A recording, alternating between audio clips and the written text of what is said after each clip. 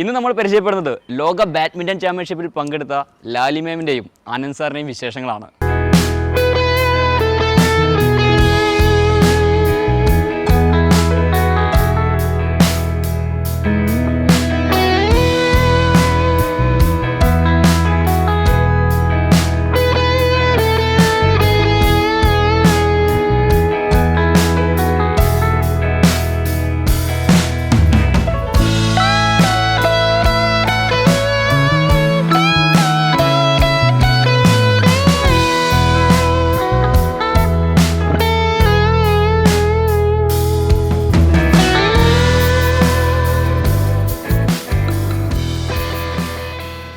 പാലായിൽ തന്നെയാണ് ജനിച്ച് വളർന്ന് പഠിച്ചതല്ല.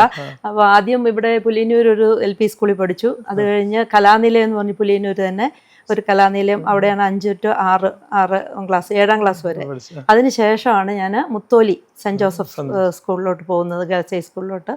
അവിടെ എന്തുകൊണ്ടാണ് അങ്ങോട്ട് പോയതെന്ന് വെച്ചാൽ, അപ്പോൾ അവിടെ ഒരു വോളിബോളിന് വേണ്ടിയിട്ട് ഒരു ജെയിംസ് സാർ എന്ന് പറഞ്ഞൊരു സാറുണ്ട്. സാറാണ് പ്രാക്ടീസ് ചെയ്യാൻ വേണ്ടി കുറച്ച് കോച്ചിങ് ഒക്കെ തരാമെന്നും പറഞ്ഞ് ഒരു സ്പോർട്സിനോട് ഇൻട്രസ്റ്റ് കാണിക്കുന്ന ഒരു സ്കൂളായിട്ട് അങ്ങോട്ട്. അതുകൊണ്ട് ഞങ്ങളെല്ലാവരും ഞാൻ അവിടെ ചെന്ന് ജോയിൻ ചെയ്തു. ആദ്യം വോളിബോളിലാണ് തുടങ്ങുന്നത്.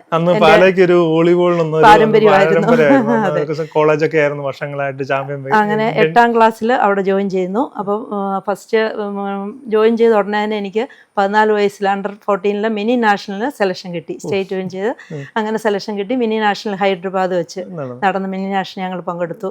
എൻ്റെ കൂടെ ഉള്ളവരായിരുന്നു ജയ്സമ്മ, മൂത്തേടൻ, അങ്ങനെ കുറേ നല്ല വന്നത്തെ വലിയ പ്ലേയേഴ്സൊക്കെ ഉണ്ട്. അതിനകത്തൊരു ചെറിയ അംഗമായിട്ട് ഞാനും ഉണ്ടായിരുന്നു.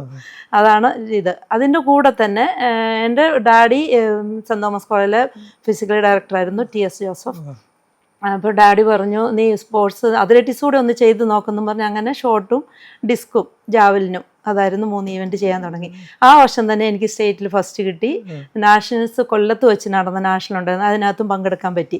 അപ്പോൾ ഇൻഡിവിജ്വൽ ഈവൻറ്റ് കുറച്ചുകൂടെ എന്താണ് നമുക്കൊരു ബെറ്റർ ആണല്ലോ. ഒരു ടീം ഈവൻ്റ് എന്ന് പറയുമ്പോൾ നമ്മൾ കുറേ പേരെ ഡിപ്പെൻഡ് ചെയ്ത്, ഇത് നമ്മുടെ സ്വന്തം അങ്ങനെയെന്ന് പറഞ്ഞപ്പോൾ ഡാഡിക്കും കുറച്ചുകൂടെ താല്പര്യം ഇൻഡിവിജ്വൽ ഈവൻറ്റ് ചെയ്യുന്നതായിരുന്നു. പക്ഷെ രണ്ടും കൂടെ ഒരുമിച്ച് 2-3 പ്രാവശ്യം 2 വർഷമൊക്കെ കൊണ്ടു നടന്നു ഇത് രണ്ടും കൂടെ. പക്ഷേ ചില സമയം ഒരേ സമയത്ത് തന്നെ ഈ ടൂർണമെൻറ്റും മീറ്റും വരും. അപ്പം നമുക്കത് പാർട്ടിസിപ്പേറ്റ് ചെയ്യാൻ പറ്റാണ്ട് വന്നു. പിന്നെ സ്കൂൾസിൻ്റെ നാഷണൽസിലൊക്കെ 1-2 പ്രാവശ്യം വോളിബോളിന് പോയിട്ടുണ്ട്. അത് കഴിഞ്ഞ് പിന്നെ പൂർണ്ണമായിട്ട് ഞാൻ അതിൽ നിന്ന് പിന്മാറി അത്ലറ്റിക്സിലോട്ട് വന്നു. അങ്ങനെ നാഷണൽ ലെവലിലോട്ടൊക്കെ പോകാനും ഒക്കെ കഴിഞ്ഞു. അതിനുശേഷം കോളേജിൽ അൽഫോൺസ കോളേജിലാണ് അന്നത്തെ സ്പോർട്സ് ഹോസ്റ്റലിലോട്ട് സെലക്ഷൻ കിട്ടി ആദ്യമായിട്ട്. അങ്ങനെ കിട്ടിയപ്പോൾ അവിടെ ഞങ്ങൾ സ്പോർട്സ് ഹോസ്റ്റൽ ഫസ്റ്റ് തുടങ്ങുന്നതും ആ വർഷം തന്നെയായിരുന്നു. അങ്ങനെ അൽഫോൺസ കോളേജ് വന്നു. പിന്നെ ഒളിമ്പ്യന്മാരെയൊക്കെ സൃഷ്ടിച്ചൊരു കോളേജ്. അതെ KM സെലിന് അതൊക്കെ പ്രത്യേകം പറയേണ്ട. അവരെയൊക്കെ കണ്ടാ ഞങ്ങളും ശരിക്കും പറഞ്ഞാൽ വളർന്നത്. നമുക്ക് മുന്നിലുള്ള മെഡൽ നേട്ടക്കാരെ കണ്ടാ നമ്മളും അതിലോട്ടൊക്കെ വരികയും അതിൽ പ്രാക്ടീസ് ചെയ്യാനൊക്കെ കാരണം ഇതുവരെയൊക്കെ ആൾക്കാരുണ്ടെങ്കിലാണ് നമുക്കൊരു. കാരണം ഡാഡി സ്പോർട്സിൽ ഇങ്ങനെ നിൽക്കുന്നതുകൊണ്ട് ഇവരൊക്കെ ഞങ്ങൾക്ക് എല്ലാവരെയും പരിചയം ഉണ്ടായിരുന്നു. ജിമ്മി ജോർജ് ഒക്കെ ഞങ്ങളുടെ വീട്ടിലെപ്പോഴും വരുമൊക്കെ ചെയ്യാൻ നല്ല പരിചയവും അങ്ങനെ എല്ലാം ഉണ്ടായിരുന്നു. അപ്പം ഇവരൊക്കെ ഭയങ്കര ഒരു ഇൻസ്പിറേഷൻ ആയിരുന്നു ഞങ്ങൾക്കും. ഇവരൊക്കെ ചെയ്യുമ്പോൾ ഞങ്ങൾ ഇതുപോലെ ചെയ്യണം എന്നൊക്കെ. അങ്ങനെ എന്തായാലും എൻ്റെ ഈവൻ്റ് എനിക്ക് ഓടാനൊന്നും അത്ര ഒന്നും പറ്റിയില്ല. അതുകൊണ്ട് ഞാൻ എന്തായാലും ഡിസ്കസ് ഷോട്ട് അങ്ങനെ ത്രോയിലോട്ടാണ് വന്നത്. ഡാഡിക്കും കുറച്ച് ത്രോസിലായിരുന്നു കുറച്ച് താല്പര്യവും. അങ്ങനെ ത്രോ വന്നു. പിന്നെ അത് ഒരു നാഷണൽ ലെവലിലും ഇന്റർനാഷണൽ ഒന്നും കോളേജ് വെച്ചൊന്നും പോയിട്ടില്ല. യൂണിവേഴ്സിറ്റി ഇന്റർ യൂണിവേഴ്സിറ്റി ഒക്കെ പോയിട്ടുണ്ട്, അത്രയൊക്കെ ഉള്ളൂ. അത് കഴിഞ്ഞ് 84 ലാസ്റ്റ് ഞാൻ കോളേജ് കഴിഞ്ഞ് 85 എനിക്ക് നെയ്വേലി ലിഗ്നൈറ്റ് കോർപ്പറേഷനിൽ ജോലി കിട്ടുന്നു. അങ്ങനെ സ്പോർട്സിന് ഇതിനായിട്ട് കിട്ടിയതാ, സ്പോർട്സ് കോട്ടായി കിട്ടിയതായിരുന്നു. പിന്നെ അവിടെ ചെന്ന് കഴിഞ്ഞേച്ച് പിന്നെ എൻ്റെ നല്ല പെർഫോമൻസ് കാഴ്ച ഇവിടെ വെച്ച് നല്ല പെർഫോമൻസിലോട്ട് വന്നായിരുന്നു. അത് കഴിഞ്ഞ് കുറച്ചുകൂടെ നല്ല പെർഫോമൻസ്, കാരണം നമ്മൾ പഠിത്തമൊന്നുമില്ല, ഫുൾ സ്പോർട്സിലോട്ടെന്നുള്ള പോലെ ആയിരുന്നു. അപ്പം ഞങ്ങൾക്ക് 10 to 1 ജോലി ചെയ്താൽ മതിയായിരുന്നു ഓഫീസ്, ബാക്കി സമയമെല്ലാം കളിക്കാനൊക്കെ പ്രാക്ടീസിന് വേണ്ടിയിട്ട്. അങ്ങനെ അതിലോട്ട് പ്രാക്ടീസ് ചെയ്തു. ആദ്യം ഒരു ദണ്ഡപാണി സാർ എന്ന് പറഞ്ഞൊരു സാറായിരുന്നു. അത് കഴിഞ്ഞ് പിന്നെ ഇവിടെ നമ്മുടെ സെൻറ് തോമസ് തന്നെ ഉണ്ടായിരുന്ന EM ആൻ്റണി എന്നും പറഞ്ഞൊരു സാറ് വന്നു.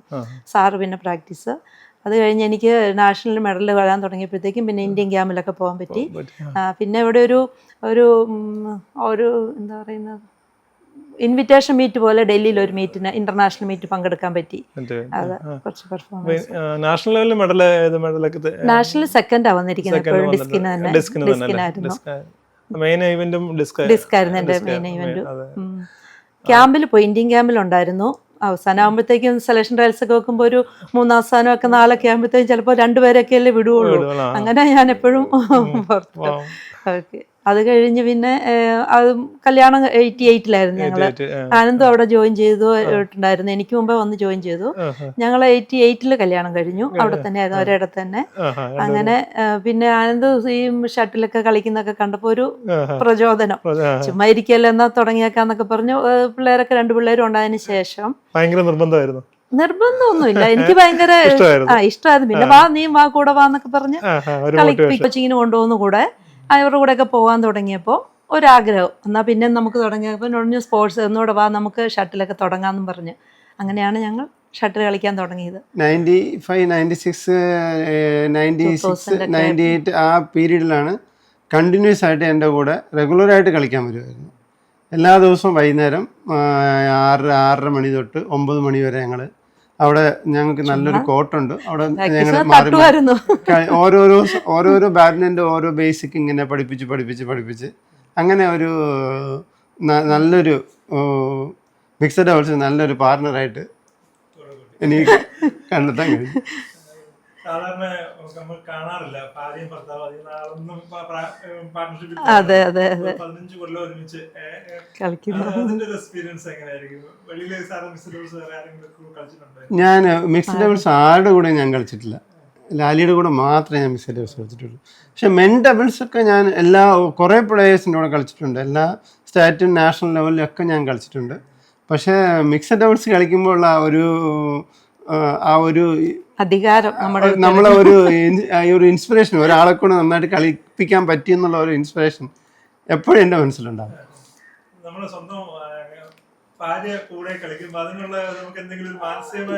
ശരിക്കും നമുക്ക് കളിക്കളത്തിൽ നമുക്ക് എന്ത് വേണമെങ്കിലും പറയാനുള്ള ഒരിത്, ഇങ്ങോട്ടും പറയും, ഞാൻ അങ്ങോട്ടും പറയുമ്പം അത് കേൾക്കാനും അതനുസരിച്ച് കളിക്കാനുമുള്ള ഒരു മനസ്സാന്നിധ്യം ഞങ്ങൾ ആ വയസ്സോട്ട് തന്നെ ഞങ്ങൾ വളർത്തിയെടുത്തായിരുന്നു. കേൾക്കുകയും തിരിച്ചു പറയുമ്പോൾ കേൾക്കുകയും, അങ്ങനെ ഞങ്ങൾ രണ്ടുപേരും കൂടെ ഞങ്ങൾ കളിച്ചുകൊണ്ടിരിക്കുമ്പോൾ തന്നെ ചില ടൂർണമെൻറ്റിൻ്റെ ഫൈനലുകളൊക്കെ ഞങ്ങൾ കളിക്കുമ്പം വളരെ പിന്നോട്ട് പോയിട്ട് ഡിഫറൻസ് ഞങ്ങൾ പുറകോട്ട് പോയിട്ടും ഞങ്ങൾ ഇൻസ്പിറേഷൻ ചെയ്ത് ആ ഗെയിമൊക്കെ ജയിച്ച ചരിത്രങ്ങളൊക്കെ ഒത്തിരി ഉണ്ട് ഞങ്ങൾക്ക് രണ്ടുപേർക്കും. അത് കണ്ട് ഒത്തിരി പേര് എങ്ങനെ നിങ്ങളിങ്ങനെ കളിക്കുന്നു എന്നൊക്കെ ഞങ്ങൾ ചോദിച്ചു. പക്ഷെ ഞങ്ങൾ പറയും, ഇതിനകത്ത് ഞങ്ങളും വഴക്കും കളിക്കുമ്പോഴൊക്കെ ചെറിയ വഴക്കൊക്കെ ഉണ്ടാവും. ബട്ട് അത് അടുത്ത കളി വരുമ്പോൾ, അതിൻ്റെ അടുത്ത പോയിന്റ് വരുമ്പോൾ ഞങ്ങളത് മനസ്സിലാക്കി അത് കളിച്ച് ഞങ്ങൾക്ക് ജയിക്കാനുള്ള സന്ദർഭങ്ങളൊക്കെ ഒത്തിരി ഉണ്ടായിട്ടുണ്ട്.